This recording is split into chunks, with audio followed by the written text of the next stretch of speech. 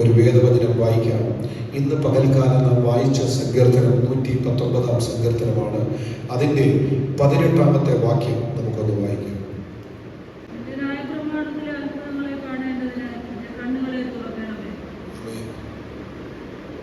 നിന്റെ ന്യായപ്രമാണത്തിലെ അത്ഭുതങ്ങളെ കാണേണ്ടതിന് എൻ്റെ കണ്ണുകളെ തുറക്കണമേ. നമുക്കൊരു നിമിഷം പ്രാർത്ഥിക്കാം. പരിശുദ്ധനായ ഞങ്ങളുടെ ദൈവമേ, സ്വർഗീയ നല്ല പിതാവേ, കേൾക്കപ്പെട്ട വചനത്തെ അങ്ങയുടെ പാദപീഠത്തിലേക്ക് സമർപ്പിക്കുന്നു. വചനം അങ്ങയുടേത്, അടിയങ്ങളും അങ്ങയുടേത്. ഇത് പകൽക്കാലം ദൈവാത്മാവേ അങ്ങ് ഞങ്ങളോട് ഇടപെടുമാറാകണമേ. ദൈവവചനത്തിൻ്റെ ആഴം അങ്ങയുടെ ആത്മാവിൻ്റെ ശക്തിയോടെ വെളിപ്പെടുത്തണമേ. കൃപ കൂടെ ഇരിക്കണം. ജനത്തിന് ഇന്ന് പകൽക്കാലം ഇത് വിടുതലിന് കാരണമായി തീരണം. ദൈവത്തിൻ്റെ കൃപ കൂടെ ഇരിക്കണം.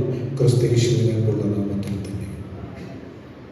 നാം വായിച്ച സങ്കീർത്തനം 119 സങ്കീർത്തനമാണ്.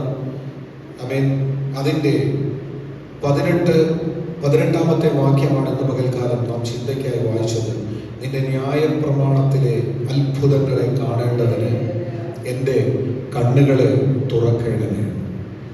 അപ്പോൾ ഈ വാക്യം വായിക്കുമ്പോൾ തന്നെ വാക്യത്തിനൊരർത്ഥമുണ്ട്, ആത്മാവിൽ അതിൻ്റെ ഉള്ളിൽ മറഞ്ഞിരിക്കുന്ന അർത്ഥങ്ങളുമുണ്ട്. വാക്യാർത്ഥം നമുക്ക് നന്നായി ഭാഷ അറിയാവുന്നത് കൊണ്ട് നമുക്ക് വളരെ വ്യക്തമായി അവിടെ മനസ്സിലാകും. ഒരു വ്യക്തി ദൈവത്തോട് പ്രാർത്ഥിക്കുന്നത് നിന്റെ ന്യായപ്രമാണത്തിലെ അത്ഭുതങ്ങൾ കാണേണ്ടതിന് എൻ്റെ കണ്ണ് തുറക്കേണമേ. അപ്പോൾ തന്നെ ആ വാക്കിൻ്റെ ഉള്ളിൽ തന്നെ അതിൻ്റെ അർത്ഥം ഒളിച്ചിരിപ്പുണ്ട്. കണ്ണ് അടഞ്ഞിരിക്കുന്ന ഒരു വ്യക്തിയാണ്. തുറന്നിരിക്കുന്ന ഒരാൾക്ക് വീണ്ടും ഇത് തുറക്കണമേ എന്ന് ആവശ്യപ്പെടേണ്ട കാര്യമില്ല. അപ്പോൾ ഒരു വ്യക്തി ദൈവത്തോട് പ്രാർത്ഥിക്കുകയാണ്, എൻ്റെ കണ്ണിപ്പോൾ അടഞ്ഞിരിക്കുകയാണ്, ഇതൊന്ന് തുറക്കണം. എന്തിനു വേണ്ടി തുറക്കണം? ഞാൻ കാഴ്ച കാണേണ്ടതിനു വേണ്ടി, എനിക്ക് കാണണം ചില കാര്യങ്ങൾ, അതിനു വേണ്ടിയിട്ട് എൻ്റെ കണ്ണൊന്ന് തുറക്കണം. അപ്പോൾ ആ പ്രാർത്ഥിക്കുന്ന വ്യക്തി ആഗ്രഹിക്കുന്ന ഒരു കാര്യമുണ്ട് ഉള്ളിൽ നിന്ന്. അദ്ദേഹത്തിന് എന്ത് കാണണം? വെറുതെ കുറെ കാഴ്ചകൾ കാണണമെന്നല്ല എഴുതിയിരിക്കുന്നത്. എന്താണ്? നിന്റെ ന്യായപ്രമാണത്തിലെ അത്ഭുതങ്ങൾ കാണണം. ഇന്നത്തെ ഈ സാഹചര്യത്തിൽ നമുക്കറിയാം, നാം എല്ലാവരും വിശ്വാസത്തിൽ ജനിച്ച് വളർത്തപ്പെട്ടു. ആത്മീകമായി നമ്മുടെ പിതാക്കന്മാരാൽ നമുക്ക് ലഭിച്ച ആ ആത്മീക നേതൃത്വത്തിനും ആത്മീക കാഴ്ചപ്പാടുകൾക്കും അനുസരിച്ച് നാം എല്ലാവരും ദൈവത്തെ ആരാധിച്ചു കൊണ്ടുപോയിക്കൊണ്ടിരിക്കുക. എന്നാൽ ഈ കാലഘട്ടത്തിൽ ട്രെൻഡ് ഒന്ന് മാറി വീശിയിട്ടുണ്ട്. കാരണം വചനത്തിൻ്റെ ആഴവും വചനത്തിൻ്റെ വെളിപ്പാടും വചനത്തിൻ്റെ അടിസ്ഥാനങ്ങളൊന്നും ഈ തലമുറയ്ക്ക് ആവശ്യമില്ല. ഈ തലമുറയ്ക്ക് ആവശ്യമുള്ളത് എന്താണ്? അത്ഭുതം, പിന്നെ അടയാളം. ഈ അത്ഭുതങ്ങളും അടയാളങ്ങളും. അപ്പോൾ അത്ഭുതം കാണുവാൻ ജനം, ഇന്നത്തെ തലമുറയിലും ജനം വളരെ ആഗ്രഹത്തോടെ ആകാംക്ഷയോടെ കാത്തിരിക്കുക. അപ്പോൾ തന്നെ അത്ഭുതം എന്ന് പറഞ്ഞാൽ അതിനൊരു ഡെഫിനിഷൻ ഉണ്ട്. എന്താണ് അത്ഭുതം എന്ന് പറയുന്നത്? പ്രതീക്ഷയില്ലാത്ത, പ്രതീക്ഷിക്കുന്ന സമയത്ത് നടക്കുവാൻ സാധ്യതയില്ലാത്ത ഒരു കാര്യം പെട്ടെന്ന് നടക്കുന്നതിനെയാണ് എന്ത് പറയുന്നത്? അത്ഭുതം എന്ന് പറയുന്നത്. എന്ന് പറഞ്ഞാൽ നമ്മളെ വണ്ടർ ചെയ്യിക്കുക, നമ്മളെ അതിശയപ്പെടുത്തുക. അപ്പോൾ നമ്മുടെ ഉള്ളിൽ ഒരു കാര്യം നടക്കുവാൻ യാതൊരു സാധ്യതകളും നോർമലി ഇല്ല. നോർമലി സാധ്യതയില്ലാതെ ഇടത്ത് പെട്ടെന്ന് നമ്മുടെ പ്രതീക്ഷയ്ക്കും അപ്പുറത്തായി നാം പ്രതീക്ഷിക്കുന്ന, ചെറിയ പ്രതീക്ഷ വച്ചിരിക്കുന്ന കാര്യങ്ങൾ അതിൻ്റെ വലിയ റിസൾട്ടോടുകൂടി പ്രത്യക്ഷപ്പെടുന്നതിനെയാണ് എന്ത് പറയുന്നത്? അത്ഭുതം, വണ്ടർ, അത്ഭുതം എന്ന് പറയുന്നത്. ഇവിടെ സങ്കീർത്തനക്കാരൻ ഒരു കാര്യം ദൈവത്തോട് പ്രാർത്ഥിക്കുകയാണ്, നിന്റെ ന്യായപ്രമാണത്തിലെ അത്ഭുതങ്ങൾ. അപ്പോൾ അതിൻ്റെ ഉള്ളിൽ ഇനിയൊരു കാര്യം കൂടി മറഞ്ഞിരിക്കുക. ന്യായപ്രമാണത്തിൽ ചില കാര്യങ്ങൾ നടക്കുമെന്ന് ഈ പ്രാർത്ഥിക്കുന്ന ആളിന് വ്യക്തമാണ്. പ്രാർത്ഥിച്ചാൽ ചില കാര്യങ്ങളൊക്കെ നടക്കും. എന്നാൽ ആ നടക്കുന്ന കാര്യങ്ങൾ വെറുതെ ഗ്രാജുവലി ഒരു കാര്യം നടക്കണം എന്നല്ല അദ്ദേഹത്തിന്റെ ആഗ്രഹം. മറിച്ച് ഒരു അത്ഭുതമായി, പെട്ടെന്ന് ഞാൻ പ്രാർത്ഥിക്കുമ്പോൾ തന്നെ ഒരു വലിയ അത്ഭുതമായി എൻ്റെ മുൻപിൽ അത് വെളിപ്പെടണമേ എന്നുള്ളൊരു പ്രാർത്ഥന. ഇന്ന് ഇന്ന് പകൽക്കാലം ഞാനൊരു ബേസ് നിങ്ങളുടെ മുമ്പിൽ കൊണ്ടുവരികയായി വാക്യത്തിൻ്റെ. അവൻ ഹല്ലേലൂയ പ്രാർത്ഥനയുടെ മുന്നിൽ എന്താഗ്രഹിച്ചുകൊണ്ടാണ് പ്രാർത്ഥിക്കുന്നത്. എന്നാൽ ഇങ്ങനെയുള്ള പ്രാർത്ഥനകൾ ദൈവസന്നിധിയിൽ പ്രാർത്ഥിക്കുമ്പോൾ അടുത്ത ചില സ്റ്റെപ്പുകൾ ഇതിൻ്റെ ഉള്ളിൽ പരിശുദ്ധാത്മാവ് മറച്ചു വെച്ചിട്ടുണ്ട്. അങ്ങനെയുള്ള കാര്യങ്ങൾ ദൈവാത്മാവിൽ ദൈവം വെളിപ്പെടുത്തി തരുമ്പോൾ നമ്മുടെ പ്രാർത്ഥനകൾക്ക് മുമ്പിലും നമുക്ക് ദൈവത്തോട് അത്ഭുതത്തിൻ്റെ അടയാളങ്ങൾ വെളിപ്പെടുത്തണമേ എന്ന് പ്രാർത്ഥിച്ചു തുടങ്ങുവാൻ പരിശുദ്ധാത്മാവ് ഇത് മുഖാന്തരം സഹായിക്കട്ടെ.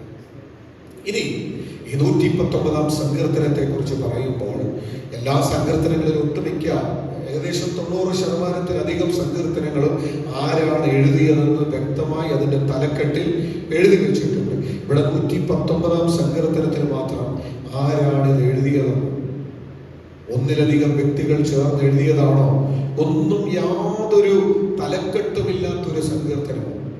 എന്നാൽ ഈ സങ്കീർത്തനത്തിന് 150 സങ്കീർത്തനങ്ങൾ നമ്മുടെ വേദപുസ്തകത്തിലുള്ള 150 സങ്കീർത്തനങ്ങളിൽ ഏറ്റവും വലിയ പ്രത്യേകതയുള്ള സങ്കീർത്തനമാണ് ഈ 119 സങ്കീർത്തനം.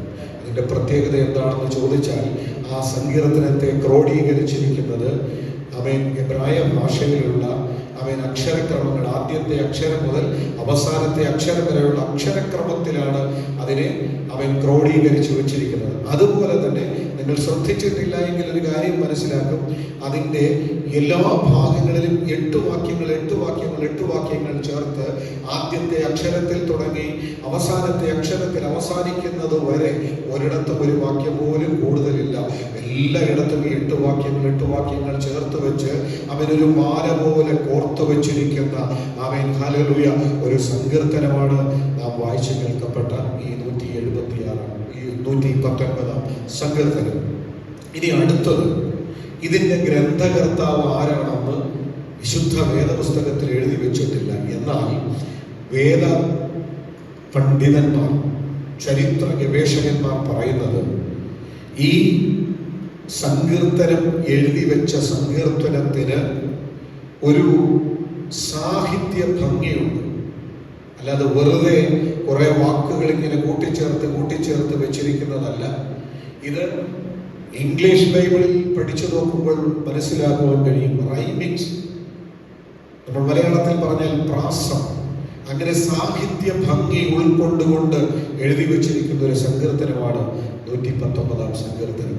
ഇതിന്റെ രചയിതാവിനെ കുറിച്ച് ഭൂരിപക്ഷം ആൾക്കാരും അഭിപ്രായപ്പെടുന്നത് മഹാപുരോഹിതനായ എസ്രാ പുരോഹിതൻ ഇസ്രായേലിന്റെ കത്തിക്കരിഞ്ഞു പോയ ദേവാലയം പുതുക്കി പണിതു കഴിഞ്ഞപ്പോൾ ദൈവസന്നിധിയിൽ നിന്നുകൊണ്ട് ന്യായപ്രമാണ പുസ്തകങ്ങളെ വായിച്ച് ജനത്തെ ഹല്ലേലൂയ ഘോഷിപ്പിച്ചിട്ട്, അല്ലെങ്കിൽ ജനത്തെ പ്രമാണത്തിന്റെ സത്യങ്ങൾ വായിച്ച് കേൾപ്പിച്ച് മനസ്സിലാക്കിയിട്ട് എസ്രാ പുരോഹിതനാൽ എഴുതപ്പെട്ടതാണെന്നാണ് ചരിത്രം പറയുന്നത്. എന്നാൽ ഇത് സാധൂകരിക്കുന്ന വലിയ പഠനങ്ങളൊന്നും വ്യക്തമായ തെളിവുകളോടുകൂടി ഇല്ലെങ്കിലും പണ്ഡിതന്മാരുടെ അഭിപ്രായം ഇത് എസ്രാ പുരോഹിതനാൽ എഴുതപ്പെട്ടതാണ്.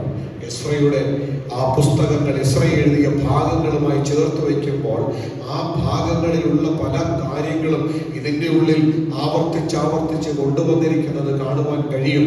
എന്തൊക്കെ ഇങ്ങനെ വെളിപ്പെടുത്തി വെച്ചിരിക്കുന്നു. എന്നാൽ ഞാൻ മുഖപുര പറഞ്ഞവിടെ നിർത്തുകയാണ്. ഇനി നാം വായിച്ച വാക്യം, നിന്റെ ന്യായപ്രമാണത്തിലെ അത്ഭുതങ്ങളെ കാണേണ്ടതിന് എൻ്റെ കണ്ണുകളെ തുറക്കണമേ.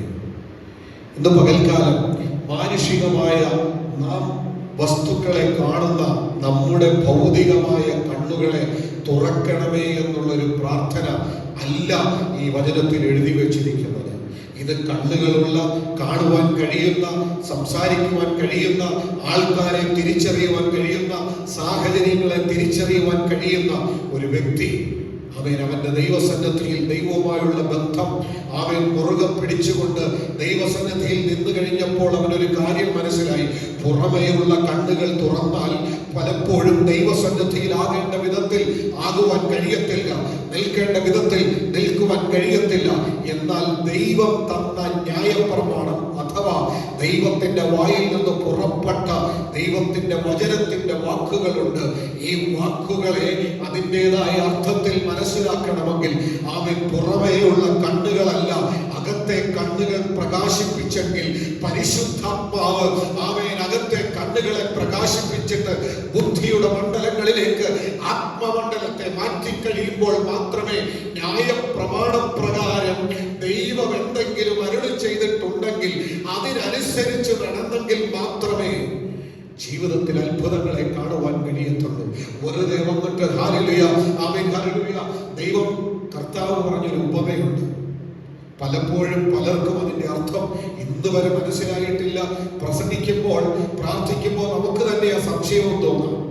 കർത്താവ് പറഞ്ഞിട്ടുണ്ട്, നിങ്ങൾ ഈ മലയോട് നീങ്ങിപ്പോയി കടലിലേക്ക് വീഴുവാൻ പറഞ്ഞാൽ അത് നിങ്ങളെ അനുസരിക്കും.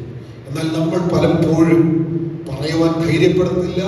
എന്നാൽ പറയുന്നതിന് മുമ്പേ തന്നെ നമുക്കറിയാം ഈ മല ഒരിക്കലും പോയി കടലിൽ വീഴത്തില്ല. അതുകൊണ്ട് ഞാൻ അങ്ങനെ പ്രാർത്ഥിക്കാതിരിക്കുന്നതാണ് ഏറ്റവും നല്ലത്. എന്നാൽ പ്രാർത്ഥനയ്ക്ക് വേറൊരു തലമുണ്ട് കേട്ടോ.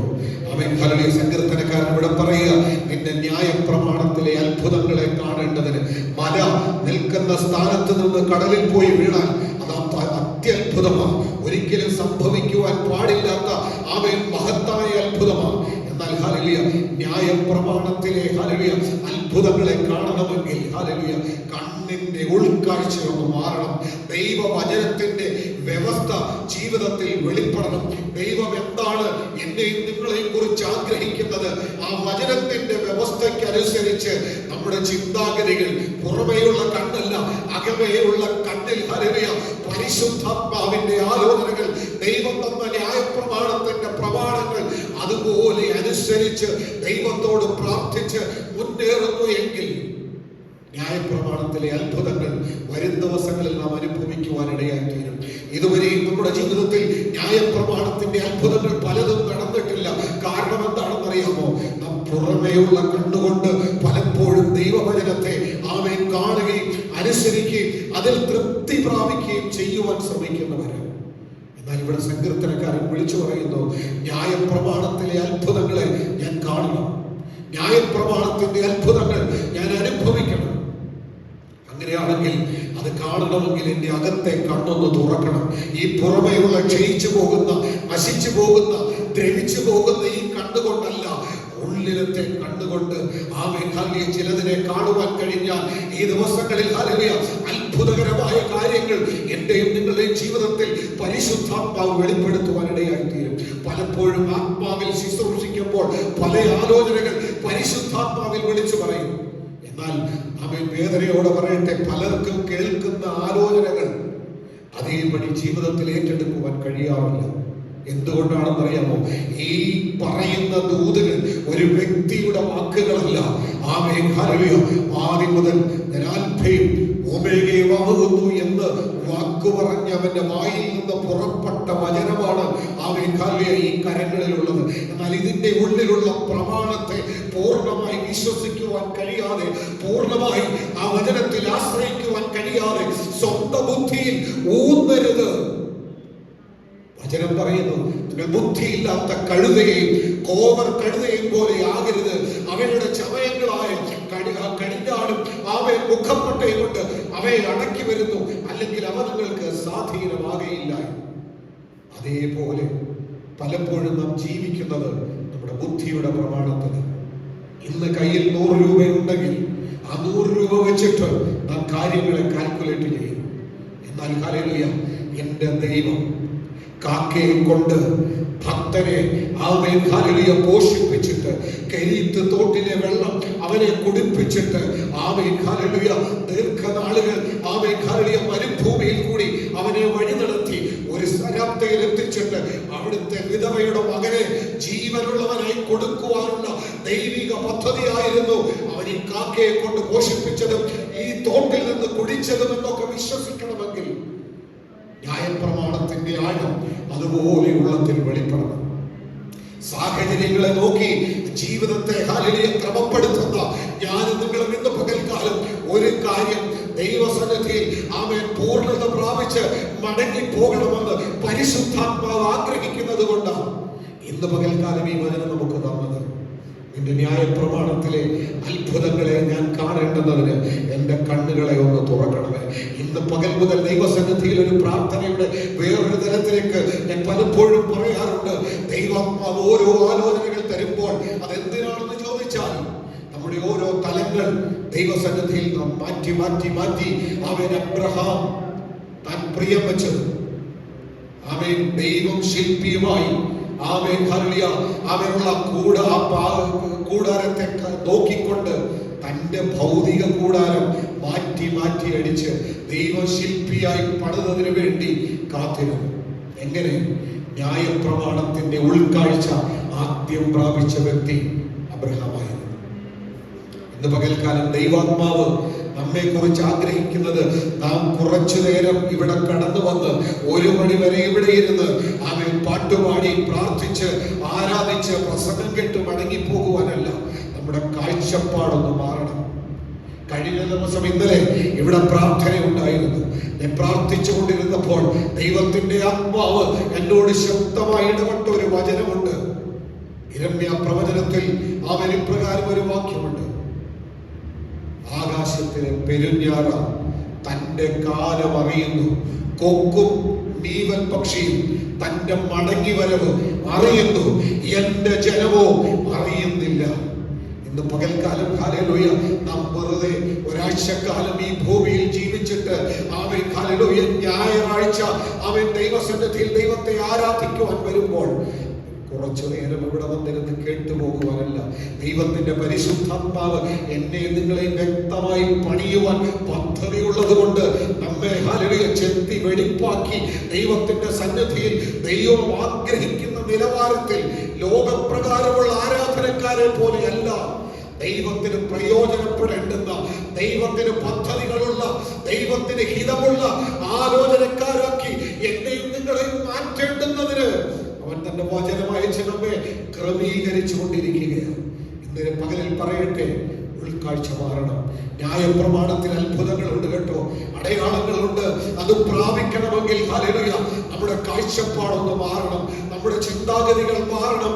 ദൈവസന്നിധിയിൽ എപ്രകാരം ദൈവത്തോട് പൂർണ്ണമായി അടുക്കണമെന്ന് ഹല്ലേലൂയ ദൈവത്തോട് പ്രാർത്ഥിച്ചുകൊണ്ട് ജീവിതത്തെ ക്രമീകരിക്കുമ്പോൾ ഒരു ബുദ്ധിയും ഒരറിവുമില്ലാത്ത പെരുഞ്ഞാറയ്ക്കും മീവൽ പക്ഷിക്കും കൊക്കിനും അത് പുറപ്പെട്ടത് എവിടെ നിന്നാണ്?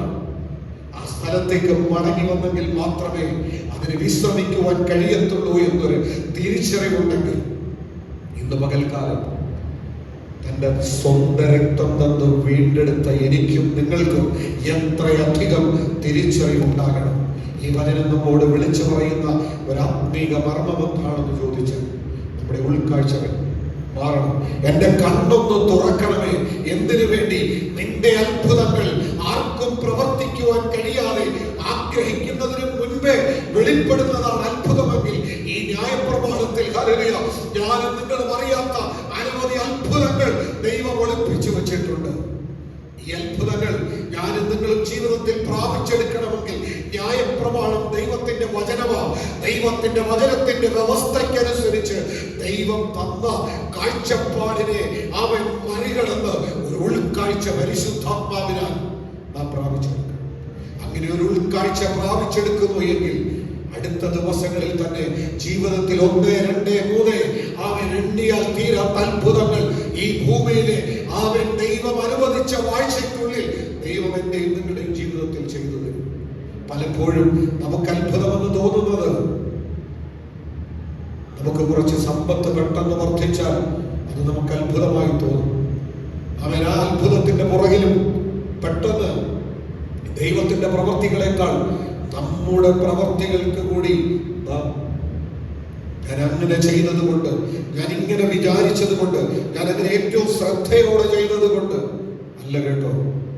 ഇത് പകൽക്കാലം ദൈവത്തിനൊരു പദ്ധതിയുണ്ട്, ദൈവത്തിനൊരു പ്രവൃത്തിയുണ്ട്. ആ പ്രവൃത്തികളെ പ്രാപിക്കണമെങ്കിൽ നാം ദൈവവചനത്തിന്റെ ഉൾക്കാഴ്ചകളെ പ്രാപിക്കുന്നവരായി തീരണം. അവൻ വെറുതെ കാഴ്ചപ്രകാരമല്ല, അവൻ പുറമേയുള്ള വെറും കാഴ്ചപ്രകാരമല്ല, വിശ്വാസത്തിന്റെ അതിപരിശുദ്ധമായ ഉൾക്കാഴ്ചയോടുകൂടി ഞാൻ നിങ്ങൾ മുൻപോട്ട് പോകുന്നുണ്ടെങ്കിൽ അത്ഭുതങ്ങൾ നമ്മുടെ ജീവിതത്തിൽ വെളിപ്പെടുവാൻ സ്വർഗത്തെ ദൈവം ഇടയാക്കി തീർക്കും. ആമേൻ, ഹല്ലേലൂയ. നമുക്കൊരു വാക്യം വായിക്കാം. പുറപ്പാട് പുസ്തകം 15-ാം അധ്യായം അതിന്റെ 25-ാമത്തെ വാക്യം. ഇനി നിങ്ങൾ വളരെ ശ്രദ്ധയോടെ ഇരിക്കണം. സങ്കീർത്തനക്കാരൻ പ്രാർത്ഥിച്ചത്, നിന്റെ ന്യായ പ്രമാണത്തിലെ അത്ഭുതങ്ങളെ കാണേണ്ടുന്നതിന് എന്റെ കണ്ണ് തുറക്കണമേ. ഇനി ദൈവം കണ്ണ് തുറക്കും. എന്തിനൊക്കെ വേണ്ടിയാണ് ദൈവം നമ്മുടെ കണ്ണ് തുറക്കുന്നത്? നമുക്ക് വായിക്കാം. പുറപ്പാട് പുസ്തകം 15-ാം അധ്യായം അതിന്റെ 25-ാമത്തെ വാക്യം.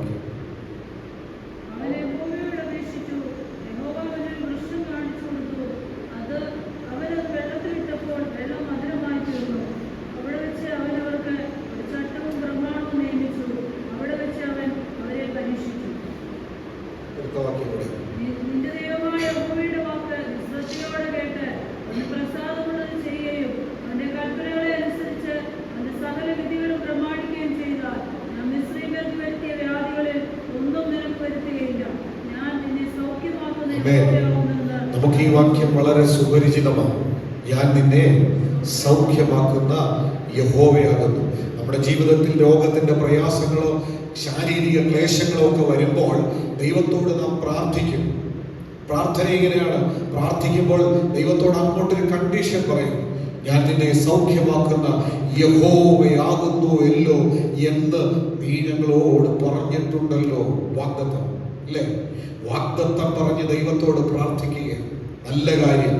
എന്നാൽ ഞാൻ പറഞ്ഞു വെച്ച ആശയവുമായിട്ട് നിങ്ങൾക്ക് റിലേറ്റ് ചെയ്യാൻ കഴിയുന്നുണ്ടോ എന്ന് എനിക്കറിയത്തില്ല.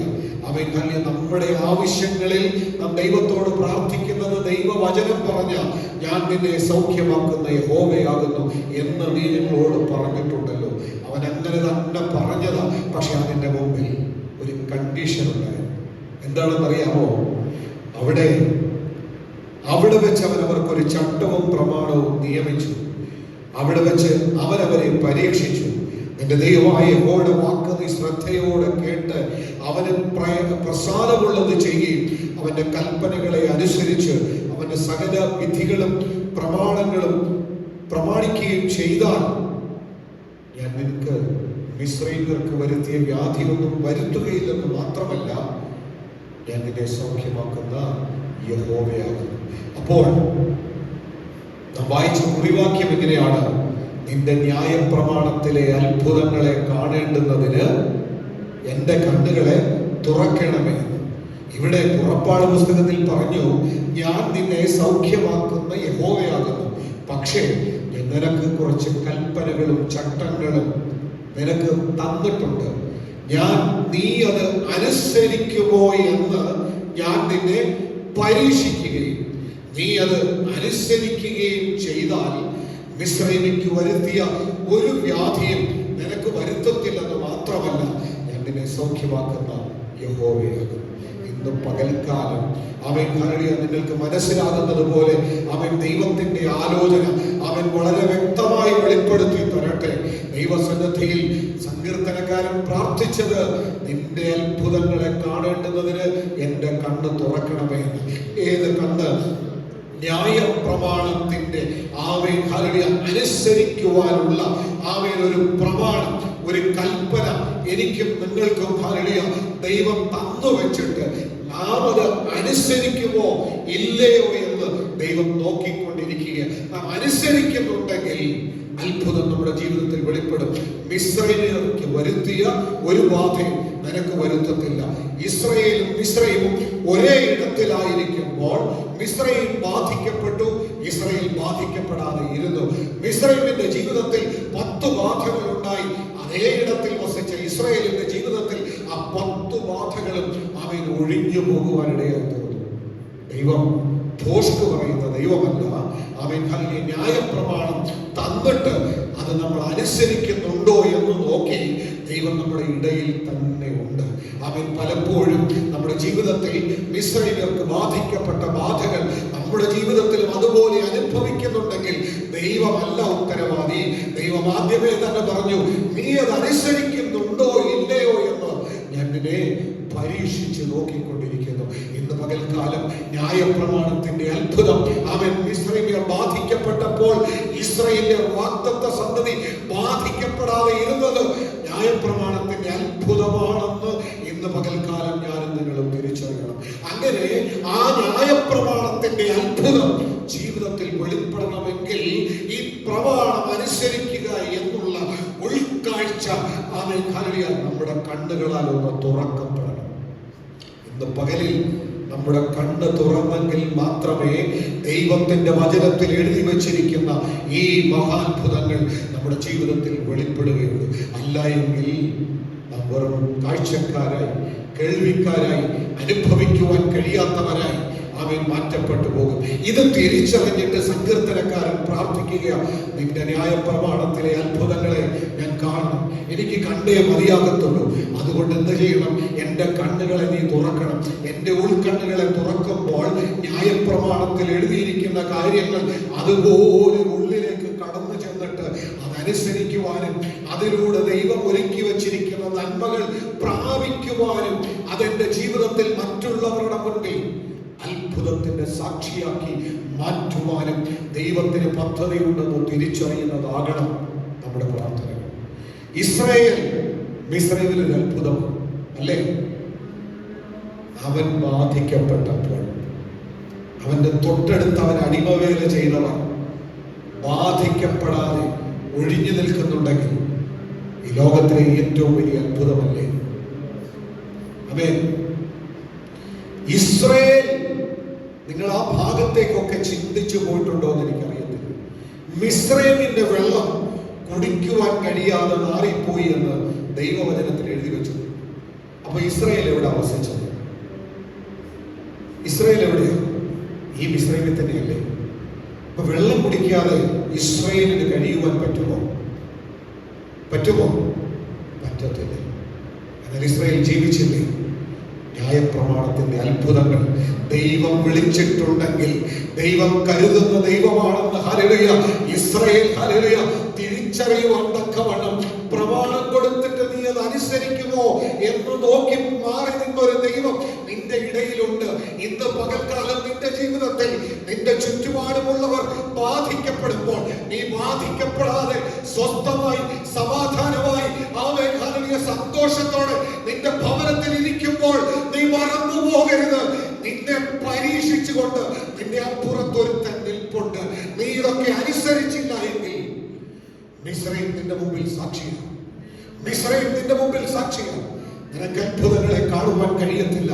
ഇന്ന് പകൽക്കാലം ആമേൻ ഹല്ലേലൂയ ന്യായപ്രമാണത്തിന്റെ അത്ഭുതം ആമേൻ കാണണമെന്ന് നിനക്ക് ആഗ്രഹമുണ്ടെങ്കിൽ ജീവിതത്തിൽ മിസ്രൈം നിനക്ക് മുമ്പിൽ ഒരു പാഠം വിളിച്ചു പറയുന്നുണ്ട്. അവൻ പ്രമാണം അനുസരിച്ചില്ല. നീ പ്രമാണം അനുസരിക്കുവാൻ നിന്റെ കയ്യിൽ തന്നിട്ട് നീ അനുസരിക്കണമേ എന്ന് പറഞ്ഞു നിന്നോട് കൂടെ നടന്നതല്ല, മാറി നിൽക്കുകയാണ്. നീ അനുസരിക്കുമോ ഇല്ലയോ? വേദപുസ്തകത്തിലെ വാക്യങ്ങളൊക്കെ ഉണ്ടല്ലോ, ഒരു വെറും വാക്കായി വായിച്ച് വിടേണ്ടതല്ല. നിങ്ങൾക്ക് അവൻ ഹല്ലേലൂയ ദൈവസന്നിധിയിൽ ഞാൻ ഇന്ന് പ്രഭാതത്തിൽ എഴുന്നേറ്റ് വചനം ധ്യാനിച്ചപ്പോൾ എനിക്ക് ദൈവാത്മാവ് തന്ന ആലോചനകളാണ് നീ എഴുതി വെച്ചിരിക്കുന്നത്. ഒരു വാക്ക് പോലും ഈ സമയം വരെ ഞാൻ എടുത്തിട്ടില്ല. പരിശുദ്ധാത്മാവ് വേറെ നിലവാരത്തിൽ എന്നെ നയിച്ചുകൊണ്ടിരിക്കുക. ഇതെല്ലാം പ്രസംഗിച്ചു തീർക്കണമെങ്കിൽ മണിക്കൂറുകൾ പറയുവാനുള്ള ആലോചന ദൈവത്തിന്റെ പരിശുദ്ധാത്മാവിനോട് ഇടപെട്ടതുണ്ട്. പകൽക്കാലം മറന്നു പോകരുത്.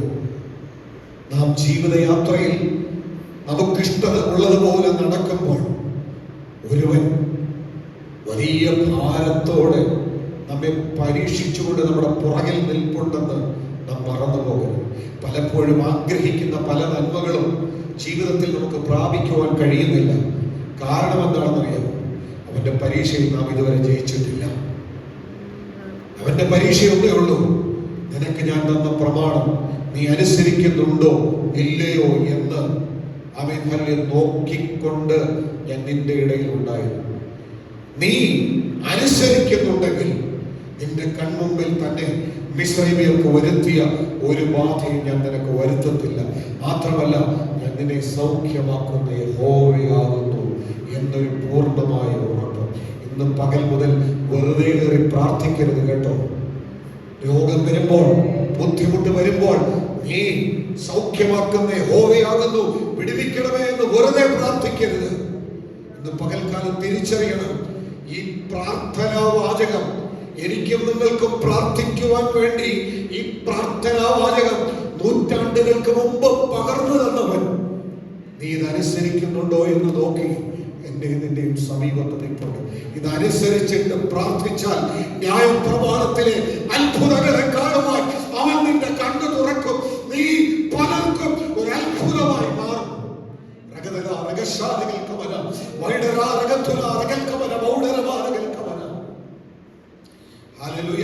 ഇത് പറയുമ്പോൾ എനിക്ക് ആ ഭാഗത്തേക്ക് ഒന്ന് പോകാതിരിക്കുവാൻ പറ്റത്തില്ല. ഇപ്പോൾ എടുത്തു വെച്ച ഭാഗം തന്നെയാണ് പുറപ്പാട് പുസ്തകം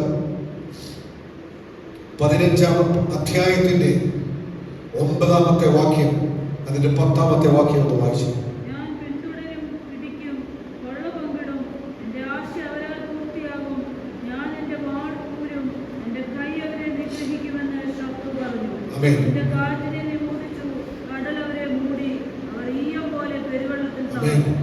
ഇന്ന് പകൽക്കാലം ഈ വചനത്തിന്റെ ആഴമുണ്ടല്ലോ, അതിശക്തമേറിയ ഒരു ആലോചന. നമുക്കിതൊക്കെ അറിയാവുന്നതുകൊണ്ട് നമ്മുടെ ഭാഗത്തേക്കൊന്നും പോകത്തില്ല. നീ ഒരുവന്റെ നടുവിലായിരുന്നു, അവിടെ നിന്ന് വാഗ്ദത്ത പ്രകാരം അവിടെ നിന്ന് മാറ്റി ഒരു വാഗ്ദത്ത ദേശത്തിലേക്ക് കൊണ്ടുപോയിക്കൊണ്ടിരിക്കുക. ഒരുത്തന്റെ അടിമത്വത്തിലായിരുന്നവനെ അവിടെ നിന്ന് വിടുവിച്ച് അവന്റെ ഭാരം ഇവന്റെ മേൽ നിന്ന് മാറ്റിയിട്ട് ഇവനെ സ്വതന്ത്രരാക്കി കൊണ്ടുപോയിക്കൊണ്ടിരിക്കുമ്പോൾ ഇവന്റെ ശത്രു തൊട്ടു പുറകിൽ നിന്നിട്ട് പറയുകയാണ്, ഞാൻ അവനെ വിടത്തില്ല, പിന്തുടരും. തൽക്കാലത്തേക്ക് എന്റെ കയ്യിൽ നിന്ന് വിടുവിച്ചുകൊണ്ട് പോയത്, എന്നാൽ ഞാൻ വിടത്തില്ല, ഞാൻ പിന്തുടരും. അടുത്തത് കൊള്ള പിടിക്കും. ഞാൻ എന്റെ കയ്യെത്തും ദൂരത്ത് നിന്ന് എന്റെ അധീനതയിൽ നിന്ന് ആരോ ഒന്ന് വിടുവിച്ചു കൊണ്ടുപോയതാ. നീ വിടുവിച്ചു അല്ലെങ്കിൽ വിടുവിക്കപ്പെട്ടു എന്ന് കരുതണ്ട. അല്പം സമാധാനമായപ്പോൾ നീ ഫ്രീ ആയി എന്ന് വിചാരിക്കേണ്ട. ഞാൻ നിന്നെ പിന്തുടരും, ഞാൻ നിന്നെ പിടിക്കും. അടുത്തത് നിന്റെ സമ്പാദ്യമെല്ലാം ഞാൻ കൊള്ളയിടും. അടുത്തത് എന്റെ ആശ എന്താണെന്ന് അറിയാമോ? നീ നശിച്ചു കാണണമെന്നുള്ളതാണ് എന്റെ ആശ. അത് ഞാൻ നിന്നെ കൊണ്ട് തന്നെ പൂർത്തീകരിക്കും.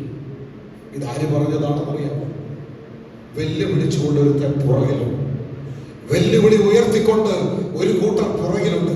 അവര് പറഞ്ഞതാ, താൽക്കാലികമായി എന്റെ അടുത്ത് നീ വിടുവിക്കപ്പെട്ടു, എന്നാൽ ഞാൻ നിന്നെ വിടത്തില്ല, ഞാൻ നിന്നെ പിടിക്കും, ഞാൻ നിന്നെ കീഴ്പ്പെടുത്തും, നിന്റെ സമ്പത്ത് ഞാൻ കൊള്ളയടിക്കും. നിന്റെ ആശ, എന്റെ ആശ നിന്നെ കൊണ്ട് ഞാൻ പൂർത്തീകരിക്കും. അതിന്റെ മറുപടി എന്താണെന്ന് അറിയാം? നിന്റെ കാറ്റിനെ നീ ഊതിച്ചു, കടൽ വരെ മൂടി, ഇയമ്പ് പോലെ വെള്ളത്തിൽ താഴ്ന്നു. ശത്രു വാഗ്ദത്തമുള്ളവനെ നോക്കി പറഞ്ഞു, നീ എന്റെ കയ്യിൽ നിന്ന് ആരോ വന്ന് നിന്നെ വിടുവിച്ചുകൊണ്ട് പോയി, പക്ഷെ ഞാൻ നിന്നെ വിടത്തില്ല. നിന്നെ നശിപ്പിച്ച് നിഗ്രഹിച്ച് ഇല്ലാതെയാക്കി തീർക്കുന്നത് വരെ ഞാൻ നിന്നെ വിടത്തില്ല എന്ന് പറഞ്ഞു. എന്നാൽ ഹല്ലേലൂയ, ദൈവത്തിങ്കിൽ നിന്ന് ന്യായപ്രമാണത്തിന്റെ ഉൾക്കാഴ്ച പ്രാപിച്ചവൻ അവൻ ദൈവത്തിന്റെ സന്നിധിയിൽ ഇടിവിൽ നിന്നുകൊണ്ട് ജനത്തിന് വേണ്ടി അവൻ പ്രാർത്ഥിച്ച് അവൻ ദൈവത്തോട് നീ ജനത്തെ നശിപ്പിക്കരുത് എന്ന് ദൈവസന്നിധിയിൽ പ്രാർത്ഥിച്ചപ്പോൾ ആര് കൊള്ള പങ്കിടുമെന്നും ആര് മുടിപ്പിക്കുമെന്നും ആരില്ലാതെയാക്കി കളയുമെന്നും നിന്റെ വാഗ്ദത്തം നശിപ്പിച്ച് നിന്നെ പൂർണ്ണമായി അവൻ ആഴത്തിലേക്ക് തള്ളിവിടുമെന്ന് പറഞ്ഞിടത്ത് നിന്ന് അവൻ അവർക്ക് വേണ്ടി ആരും കാണാത്ത ന്യായപ്രമാണത്തിന്റെ അത്ഭുതം വെളിപ്പെട്ടു. അവൻ അവിടെ എഴുതിയിരിക്കുന്നത്, നീ നിന്റെ കാറ്റ് ഒന്ന് ഊതിച്ചു. ആമേൻ, ഹല്ലേലൂയ. അവന്റെ മേൽ ഹല്ലേലൂയ ആ കാറ്റിന്റെ ശക്തി വന്നടിച്ചപ്പോൾ ഈയം വെള്ളത്തിൽ താണു പോകുന്നത് പോലെ അവൻ താണുപോയി.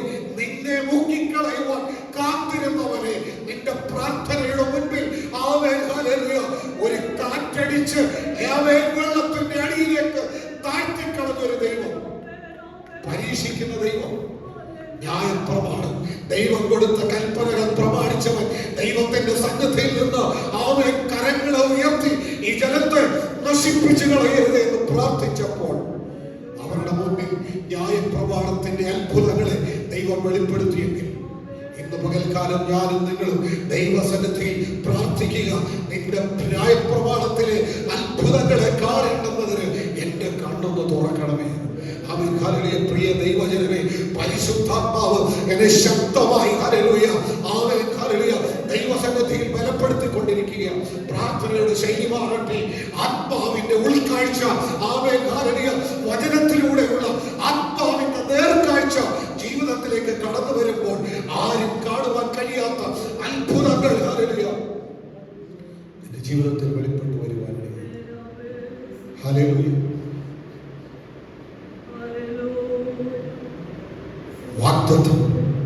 വാഗ്ദത്തമുള്ള ജനം കടന്നു വന്നു. മരണത്തെ മുൻപിൽ കണ്ട ഇടത്തു നിന്ന് ചെങ്കടലിനെ വിഭാഗിച്ച് മുൻപോട്ട് വന്നപ്പോൾ തീർന്നില്ല. പുറകിലൊരു ശത്രു ഉണ്ടായിരുന്നു. അവൻ പറഞ്ഞത്, ഞാൻ വിടത്തില്ല, ഞാൻ നിന്നെ കീഴടക്കും, നിന്നെ കൊള്ളയിടും, നിന്റെ സമ്പാദ്യം മുഴുവൻ ഞാൻ നശിപ്പിക്കും, നിന്നെ നിഗ്രഹിച്ചുവിടുന്ന ഇല്ലാതെയാക്കി. ഒരു കിഴക്കൻ കാറ്റ് ഊതിയപ്പോൾ ആര് വെല്ലുവിളിച്ചോ ആ വെല്ലുവിളിയെ ഇല്ലാതെയാക്കി. പുറകിലുള്ള ശത്രു കഴിഞ്ഞ് അടുത്തടുത്തേക്ക് കടന്നു ചെന്നപ്പോൾ മുൻപിൽ നിന്ന് അടുത്ത ശത്രു എതിരെ വരികയെ. മുൻപിൽ നിന്ന് അടുത്തത് അമാലേക്യൻ വാഗ്ദത്തത്തെ കീഴ്പ്പെടുത്തുവാൻ വരികയാണ്. അവിടെ ന്യായപ്രമാണം പ്രാപിച്ചവൻ ന്യായപ്രമാണത്തിലെ അത്ഭുതങ്ങളെ കാണേണ്ടുന്നതിന് എന്റെ കണ്ണുകളെ തുറക്കണമേ എന്നുള്ള ദൈവവചനത്തെ ഹല്ലേലൂയ ചേർത്ത് വെച്ച് പറയുക.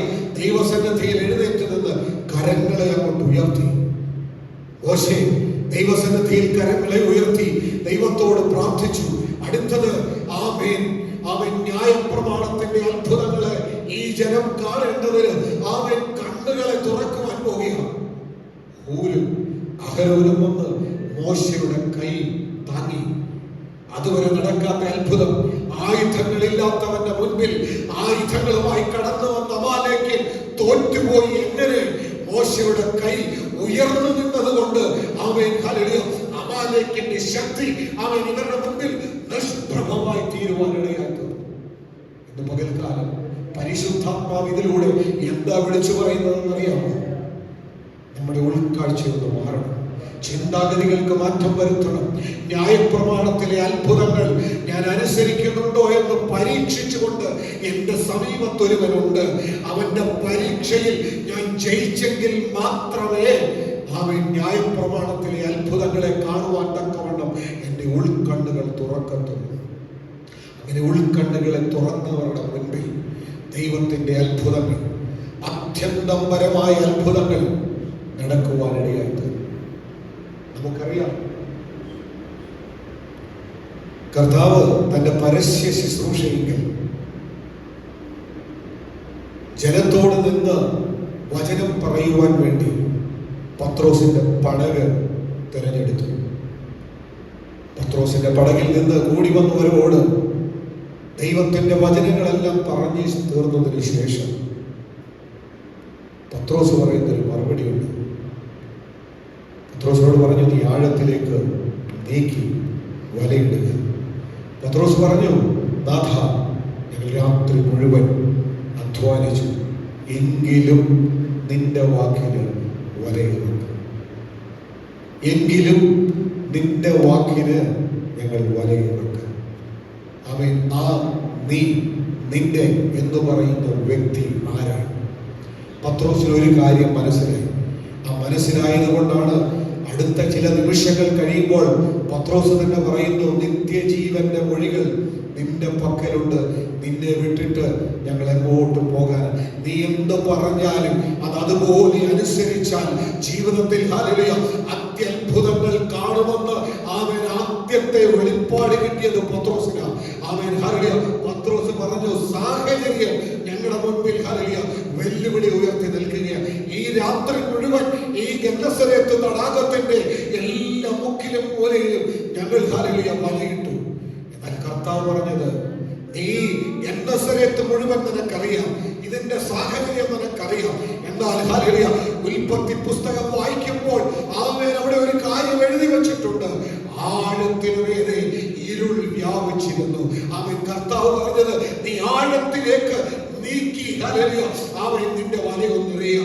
അവൻ ആഴത്തിലുള്ള നന്മകളെ വെളിപ്പെടുത്താതവണ്ണം ഒരു ഇരുൾ അതിന്റെ മീതെ വ്യാപരിച്ചു കൊണ്ടിരുന്നു. എന്നാൽ കർത്താവ് പറഞ്ഞു, അവൻ നീ ഇരുളിനെ നീക്കി ആഴത്തിലേക്ക് നീക്കി നിന്റെ വലയൊന്നറിയുക.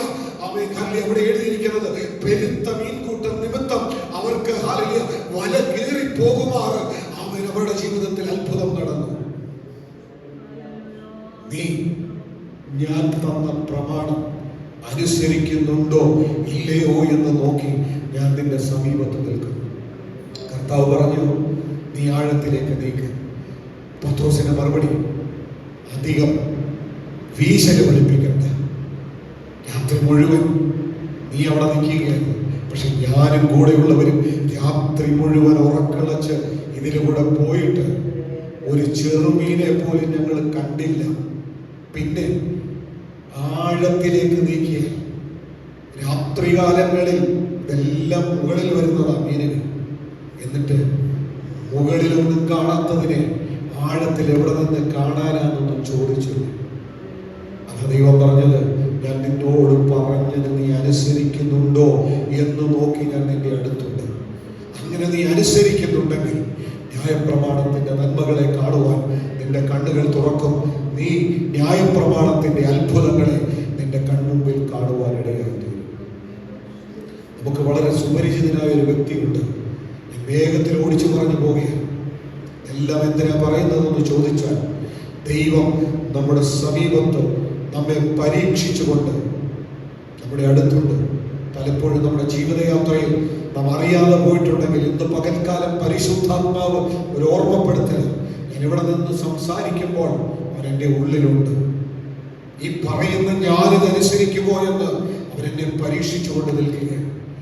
പകൽക്കാലം വിളിച്ചു പറയട്ടെ, യായിറോസിനെ നമുക്കറിയാം. യായിറോസിന്റെ 12 വയസ്സായ മകൾ ദീനമായി കിടക്കുകയാണ്. യായിറോസ് കർത്താവുണ്ടെന്ന് അറിഞ്ഞിട്ട് താൻ ചെല്ലാതെ ആദ്യം പറഞ്ഞയച്ച ആരെയാ? പരീശന്മാരെ പറഞ്ഞയച്ചു. പരീശന്മാരെ പറഞ്ഞയച്ചിട്ട് പറഞ്ഞു, എൻ്റെ 12 വയസ്സായ മകൾ ദീനമായി കിടക്കുകയാണ്, നീ വന്ന് അവളെ സൗഖ്യമാക്കണം. പറഞ്ഞു വിട്ടത് ഈ പ്രമാണത്തിലുണ്ട്, ഞാൻ നിന്നെ സൗഖ്യമാക്കുന്ന യഹോവയാണ്. അപ്പോൾ ഈ പരീശന്മാരും പള്ളിപ്രമാണികളെല്ലാം ഇത് അനുസരിക്കുന്നവരാണ്. ഇവരോട് പറഞ്ഞു വിട്ടത്, മകൾ മരിപ്പാറായി കിടക്കുകയാണ്, അവളെ വന്ന് സൗഖ്യമാക്കണം. പക്ഷെ ഇവർ പറഞ്ഞ മറുപടി എന്താണ്? എന്തിനാ വിട്ടത്? എന്താ പറഞ്ഞത്? അവർ പറഞ്ഞതാണ്, അവൻ നമുക്കൊരു പള്ളി പണിയിച്ചു തന്നിട്ടുണ്ട്, അതുകൊണ്ട് നമ്മൾ അവിടെ ചെന്നവനെ അവന്റെ മകളെ സൗഖ്യമാക്കുവാൻ അവൻ യോഗ്യനാണ്. അപ്പൊ ഇവരുടെ ചിന്താഗതിയിൽ ഈ ന്യായപ്രമാണത്തിന്റെ അത്ഭുതങ്ങളെ കാണേണ്ടെന്നതിന് അവരുടെ കണ്ണ് തുറന്നോ? അവരുടെ കണ്ണ് തുറന്നിട്ടില്ല. അവരുടെ ചിന്താഗതിയിൽ നമുക്ക് നല്ലൊരു പള്ളി പണിത് തന്നവന്റെ മകൾ മരിപ്പാറായി കിടക്കുകയാണ്, മരിച്ചു കഴിഞ്ഞാൽ പിന്നീട് ഇനിയൊന്നും ഇവരിൽ നിന്ന് ഒന്നും കിട്ടത്തില്ല, അതുകൊണ്ട് വേഗത്തിൽ ചെന്നിട്ട് അവന്റെ മകളെ സൗഖ്യമാക്കണം. കർത്താവിനോട് കമാൻഡ്. പക്ഷേ കർത്താവ് അങ്ങോട്ട് പോയോ? കർത്താവ് ഉടനെ അങ്ങോട്ട് പോയില്ല. എന്നാൽ യായിറോസ് ഇവരെ വിട്ടിട്ടും കർത്താവ് അവരുടെ ഭവനത്തിൽ ചെല്ലാതിരുന്നത് കൊണ്ട് യായിറോസ് കർത്താവിനെ അന്വേഷിച്ചു വന്നു. നിങ്ങൾ ആ ഭാഗമൊക്കെ എടുത്ത് വായിക്കണം. ആ ഭാഗം വായിക്കുമ്പോൾ നിങ്ങൾക്കറിയാം, വളരെ വ്യക്തമായി അവിടെ എഴുതി വെച്ചിട്ടുണ്ട്. യായിറോസ് ചെല്ലുമ്പോൾ കർത്താവിനെ ചുറ്റിപ്പറ്റി ഒരു കൂട്ടം ജനം നിൽക്കുകയാണ്. അവിടെ ഒരു അത്ഭുത പ്രവൃത്തി നടന്നു. 12 സംവത്സരം രക്തസ്രാവം ബാധിച്ച ഒരു സ്ത്രീ, പല വൈദ്യന്മാരാലും ഏറിയ ഒന്ന് സഹിച്ചിട്ടും സൗഖ്യമാക്കുവാൻ കഴിയാതിരുന്നവൻ, അവളുടെ അവന്റെ വസ്ത്രത്തിന്റെ തൊങ്ങൽ അവൾ പോയി തൊട്ടപ്പോൾ അവളുടെ ബാധ ഒഴിഞ്ഞു, അവൾ സൗഖ്യമാകുന്നത് യായിറോസ് കണ്ടുകൊണ്ട് നിൽക്കുന്നു. ഇവിടെ ജനം കർത്താവിനെ തിക്കിക്കൂട്ടി നിൽക്കുമ്പോൾ ഒരുത്തൻ ഓടി വന്നിട്ട് പറഞ്ഞു, ഗുരുവിനെ ഇനി അസഹ്യപ്പെടുത്തേണ്ട, നിന്റെ മകൻ മരിച്ചുപോയി. എന്നാൽ യായിറോസ് പറഞ്ഞ മറുപടി, നീ എൻ്റെ പുരയ്ക്കകത്ത് വരുവാൻ ഞാൻ യോഗ്യനല്ല. അവൻ്റെ പുരയ്ക്കകത്തേക്ക് കുറച്ചു പേര് ക്ഷണിച്ചത് അവൻ്റെ വീട്ടിൽ പോകാൻ അവൻ യോഗ്യനാണ്, നമുക്ക് ചില നന്മകളൊക്കെ അവൻ ചെയ്തു. എന്നാൽ ഈ രക്തസ്രാവക്കാരി ശുദ്ധമാകുന്നത് കണ്ടപ്പോൾ യായിറോസിന്റെ ഉൾക്കണ്ണുകൾ തുറന്നു. യായിറോസിന്റെ ഉള്ളിലെ കണ്ണു തുറന്നു. അവൻ പറഞ്ഞു, മറ്റുള്ളവർ എന്നെ യോഗ്യരാക്കി എണ്ണുമ്പോൾ നീ എൻ്റെ പുരയ്ക്കകത്ത് വരുവാൻ ഞാൻ യോഗ്യനല്ല. കാരണം നിന്റെ ന്യായപ്രമാണത്തിലെ അത്ഭുതങ്ങൾ കാണേണ്ടുന്നതിന് ഹല്ലേലൂയ എൻ്റെ കണ്ണിതുവരെ വീണ്ടും ഒന്നും തുറന്നിരുന്നു എങ്കിൽ ഈ പരീശന്മാരെ അല്ല അയക്കേണ്ടത്, ഞാൻ തന്നെ വന്നിട്ട് നീ ഹല്ലേലൂയ നിത്യജീവൻ തരുന്നവരാ. ആമേൻ. ഹല്ലേലൂയ. മരണത്തിന്റെ താക്കോലുകൾ, പാതാളത്തിന്റെ താക്കോലുള്ളവരാ. നീ നേരിട്ട് എന്റെ വീട്ടിൽ വന്നിട്ട് എന്റെ വിഷയത്തിൽ എനിക്ക് വിടുതൽ തരണം. നീ അത് കഴിയുന്നവനാ. ആമേൻ. അതെന്റെ ഉൾക്കണ്ണ് തുറന്ന് ഞാൻ കണ്ടു. ആമേൻ. ഹല്ലേലൂയ. നിന്റെ ന്യായപ്രമാണം ഞാൻ പൂർണ്ണമായി അനുസരിക്കുന്നുണ്ടോ എന്ന് നീ പരീക്ഷിച്ച് എന്റെ അടുത്ത് നിൽക്കുന്നവനാണെന്ന് പിതാക്കന്മാരോട് വാഗ്ദത്തം പറഞ്ഞവനാണ്. ഇങ്ങനെ പറഞ്ഞ് ദൈവത്തിന്റെ ന്യായപ്രമാണത്തെ, ദൈവത്തെ ഓർപ്പിച്ച് ഇവൻ കൊണ്ടുവരുമായിരുന്നു. എന്നാൽ 12 സംവത്സരം സൗഖ്യമില്ലാതെ ഇരുന്നവൾ, ഇവന്റെ മകൾക്ക് 12 വയസ്സാണ്. ഇവൾ മകൾ ജനിച്ചപ്പോൾ മുതൽ അപ്പുറത്തൊരുത്തി സൗഖ്യമില്ലാതെ നടന്നവളാണ്. ഈ 12 വയസ്സുവരെ എന്റെ മകൻ പൂർണ്ണ സൗഖ്യത്തോടെ എന്റെ കൂടെ ഉണ്ടായിരുന്നു. അവൾക്ക് മരിപ്പാറായ രോഗം വന്നപ്പോൾ അതുപോലെ മരിപ്പാറായ ഒന്നിനെ എന്റെ കൺമുൻപിൽ അവൻ ഹല്ലേലൂയ വിടുവിച്ചത് കണ്ടപ്പോൾ അവന്റെ ഉൾക്കണ്ണ് തുറന്നു. അവൻ ഹല്ലേലൂയ നീ എന്റെ ഭവനത്തിനകത്ത് വരണമെങ്കിൽ ഞാൻ പ്രമാണം അനുസരിക്കുന്നവനാണെന്ന് നീ എന്നെ പരീക്ഷിച്ചറിഞ്ഞെങ്കിൽ മാത്രമേ അവൻ എന്റെ ജീവിതത്തിൽ ന്യായപ്രമാണം വെളിപ്പെടുത്തുന്ന അത്ഭുതങ്ങൾ കാണത്തുള്ളൂ. അതുകൊണ്ട് എന്റെ വീട്ടിലേക്ക് നീ വരണ്ട. നീ എന്റെ വീട്ടിൽ വരുവാൻ ഞാൻ യോഗ്യനല്ല. പദത്തിന്റെ അർത്ഥം തന്റെ മറഞ്ഞിരിക്കുന്ന തെറ്റിനെ ഒറ്റ പ്രവൃത്തി കൊണ്ട് പരിശുദ്ധാത്മാവ് അവനെ വെളിപ്പെടുത്തിയെങ്കിൽ ഇന്ന് പകൽക്കാലം യായിറോസ് ഒരു കാര്യം വിളിച്ചു പറയുന്നുണ്ട്. ന്യായപ്രമാണത്തിന്റെ നന്മകൾ അത്ഭുതമായി വെളിപ്പെടണമെങ്കിൽ വചനം എഴുതിയിരിക്കുന്ന ആത്മാവിന്റെ അതേ ശക്തി, അതേ ഹല്ലേലൂയ പവിത്രതയോടെ നമ്മുടെ ജീവിതത്തിൽ വെളിപ്പെടണം. ദൈവം ഹല്ലേലൂയ വാഗ്ദത്തങ്ങളെ തന്ന് വെറുതെ നിൽക്കുകയില്ല. അറിയണം കേട്ടോ, പരീക്ഷിച്ചടുത്ത നിൽപ്പുണ്ട്. ഓരോ തവണ പരാജയപ്പെടുമ്പോഴും തള്ളിക്കളയുകയില്ല, സ്നേഹത്തോടെ ചേർത്ത് നിർത്തി അടുത്തതിൽ നീ വിജയിക്കുമെന്ന് കരുതി നിന്റെ അടുത്തുണ്ട്, എന്റെ അടുത്തുണ്ട്. ആ പരീക്ഷയിൽ ചില കാര്യങ്ങളിൽ നാം അറിയാത്ത അത്ഭുതങ്ങൾ നമ്മുടെ ജീവിതത്തിൽ നാം കണ്ടിട്ടുണ്ട്. എന്തുകൊണ്ടാണെന്ന് അറിയാമോ? വചനത്തിന്റെ വ്യവസ്ഥ അവൻ പരിശുദ്ധാത്മാവ് വെളിപ്പെടുത്തി തരുന്നത്. ആ വിഷയത്തിൽ നിന്നെ പരീക്ഷിച്ചപ്പോൾ നീ ജയിച്ചത് കൊണ്ടാണ് എന്റെ ജീവിതത്തിൽ അത്ഭുതം വെളിപ്പെട്ടത്. എന്നാൽ ചില പ്രാർത്ഥനകളുടെ മുമ്പിൽ അത്ഭുതം വെളിപ്പെടാതെ പോയത് വചനത്തിന്റെ പ്രമാണം ആ വിഷയം സംബന്ധിച്ച് ഞാനും നിങ്ങളും അനുസരിക്കാതെ പോയത് കൊണ്ട്, അവൻ നമ്മളെ പരീക്ഷിച്ചപ്പോൾ നാം പരാജയപ്പെട്ടു പോയത് കൊണ്ടാണ് അത്ഭുതം ജീവിതത്തിൽ വെളിപ്പെടാതെ പോയത്. ഇന്ന് പകൽക്കാലം പ്രിയമുള്ളവരെ, നമ്മുടെ ഭൗതിക ജീവിതത്തിൽ ചില നന്മകളും അത്ഭുതങ്ങളും നാം ആഗ്രഹിക്കുന്നുണ്ടെങ്കിൽ ഒരു കുറുക്കു വഴിയില്ല. ഇന്ന് മുതൽ അവന്റെ ന്യായ പ്രമാണത്തിന്റെ പ്രമാണങ്ങളെ അവന്റെ മുൻപിൽ അവർക്ക് അനുസരിക്കുവാൻ നമ്മുടെ ഉൾക്കണ്ണുകളെ തുറക്കണമേ എന്ന് നമുക്ക് പ്രാർത്ഥിച്ചു തുടങ്ങാം. ഒരു വെറും യാത്രക്കാരല്ല നാം. ആമേൻ. ദൈവം ശില്പിയായി പണിതതിനെ അബ്രഹാം നോക്കി പാർത്തതുപോലെ ഒരു വാഗ്ദത്തത്തെ നോക്കി പാർക്കുന്ന സ്വർഗീയ യാത്രക്കാരാണ് നാം. ഇവിടെ തോറ്റുപോകുന്നവരല്ല. ജയിക്കുന്നവന് ഞാൻ മറഞ്ഞിരിക്കുന്ന മന്ന കൊടുക്കും. ജയിക്കുന്നവന് ഞാൻ വെള്ളയുടുപ്പ് ധരിക്കുവാൻ കൊടുക്കും. ജയിക്കുന്നവന് ഞാൻ കുതിരപ്പുറത്ത് ആമേൻ ഹല്ലേലൂയ കയറുവാൻ അധികാരം കൊടുക്കും. ജയിക്കുന്നവന് ഞാൻ ജീവന്റെ കിരീടം കൊടുക്കും. ജയിക്കുന്നവന് ഞാൻ ജീവവൃക്ഷത്തിന്റെ ഫലം തിന്മാൻ കൊടുക്കും. ഇന്ന് പകൽക്കാലം ആമേൻ ഹല്ലേലൂയ ഈ ആമേൻ ആലോചന ആമേൻ ഹല്ലേലൂയ താൽക്കാലികമായി അവൻ ഇവിടെ നിർത്തുന്നു. Amen hallelujah. എന്താ ഞാൻ നിങ്ങളെ കാണിച്ചുവല്ലോ, പരിശുദ്ധാത്മാവ് വെളിപ്പെടുത്തി തന്ന ആമേൻ ആഴമേറിയ മർമ്മങ്ങളുണ്ട്. നാം വെറും യാത്രക്കാരായി യാത്ര ചെയ്ത് പോകരുത്. നമ്മുടെ ജീവിതത്തിൽ ദൈവം ആഗ്രഹിക്കുന്ന ആമേൻ നന്മകൾ, ന്യായപ്രമാണത്തിന്റെ അത്ഭുതങ്ങൾ ദൈവം നമ്മുടെ ജീവിതത്തിൽ വെളിപ്പെടുത്തുവാൻ ആഗ്രഹിക്കുന്നുണ്ട്. അത് പ്രാപിക്കണമെങ്കിൽ നാം ചില പരീക്ഷകളിൽ വിജയിക്കണം. ഒരു വ്യക്തിയെ കൂടെ വേഗത്തിൽ ഒറ്റ വാക്കുകൊണ്ട് നിങ്ങളുടെ മുൻപിൽ വെച്ചിട്ട് ഞാൻ ഈ വചനത്തിൽ നിന്ന് ഇരിക്കുകയാണ്. നമുക്കറിയാം, കുറിയവനായ ഒട്ടും ഉയർച്ചയില്ലാതെ ഇരുന്ന സഖായി യേശുവിനെ കാണുവാൻ ഒരു കാട്ടത്തിയിലേക്ക് ഓടിക്കയറി.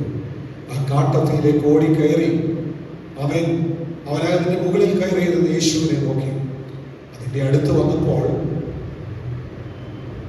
ഇത് നമുക്കറിയാവുന്ന ഒരു കഥയാണ്, ഒരു സംഭവ കഥ. എന്നാൽ ഈ കഥയുടെ ഉള്ളിൽ ഞാൻ ഇത് പറയുവാൻ പോയാൽ കുറെ അധികം സമയം വേണ്ടിവരും. എങ്കിലും ഒരു ഇൻട്രൊഡക്ഷൻ പോലെ പറഞ്ഞു നിർത്തിയിട്ട് നമുക്ക് പ്രാർത്ഥിക്കാം. ഈ അത്തിയുടെ മുകളിൽ കയറിയിരുന്ന സഖായി അത്തിയുടെ താഴെ വന്നപ്പോൾ കർത്താവ് വിളിച്ചിട്ട് പറഞ്ഞു, സഖായി നീ വേഗത്തിൽ ഇറങ്ങി വരിക,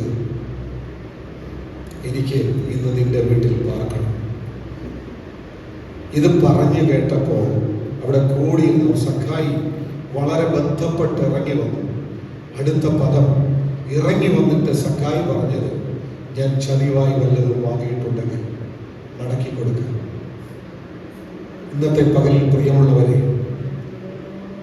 ഇവൻ ആളിൽ കുറിയവനായ ഒരുത്തനെ കാട്ടത്തിയിൽ പിടിച്ചു കയറണമെങ്കിൽ എത്ര ബന്ധപ്പെട്ടായിരിക്കും അവൻ അതിന്റെ മുകളിൽ എത്തിപ്പെട്ടത്.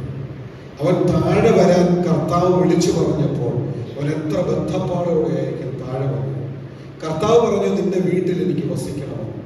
അടുത്ത പദം എന്നവാ നമുക്ക് പോകാമെന്നല്ല, ഞാൻ ചതിവായി വല്ലതും വാങ്ങിയിട്ടുണ്ടെങ്കിൽ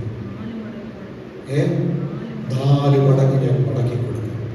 ഇവൻ ചതിവായി വാങ്ങിയെന്ന് കർത്താവ് അവനോട് പറഞ്ഞു.